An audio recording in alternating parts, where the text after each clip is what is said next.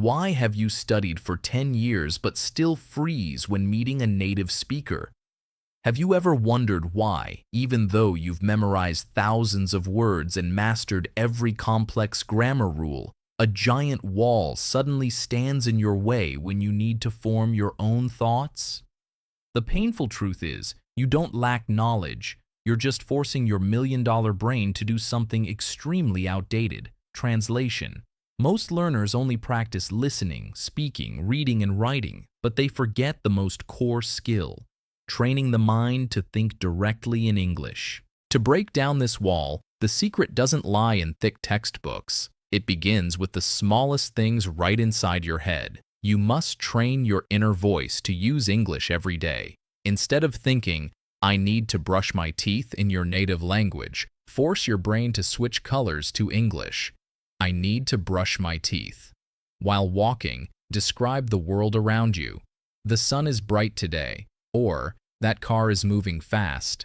It may feel awkward at first, but the more you practice this kind of monologue, the more automatic it becomes, until your brain begins to think without needing the middle step of translation.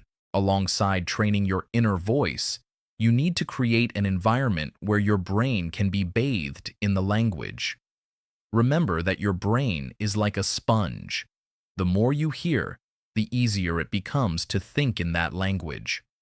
Instead of just studying English for a dry 30 minutes, make it part of your lifestyle.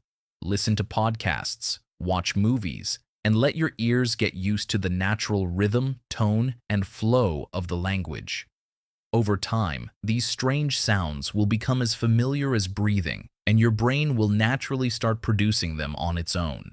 An interesting thing is that thinking in English is not just about language, but also about the habit of direct expression. Native speakers always prioritize simplicity and getting straight to the point. If you always try to translate long, complicated sentences from your mother tongue, you will always feel stuck.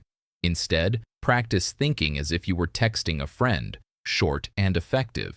Instead of thinking, "I feel incredibly exhausted because I had a long day full of responsibilities," simply think, "I'm so tired. Today was a long day." The more minimalist the thought, the clearer the path from brain to mouth, and your speed will automatically double. The biggest obstacle preventing you from direct thinking is usually the fear of making grammar mistakes. But remember, your thoughts are your most private and safest territory. No one can hear what's going on in your head, so this is the best place for you to be allowed to be wrong.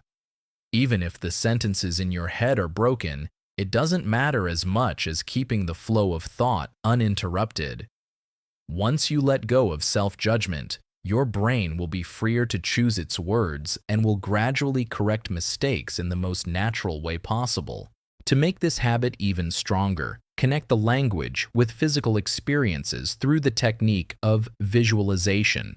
When you learn the word apple, don't connect it to a dry translation. See a shiny red apple appear in your mind.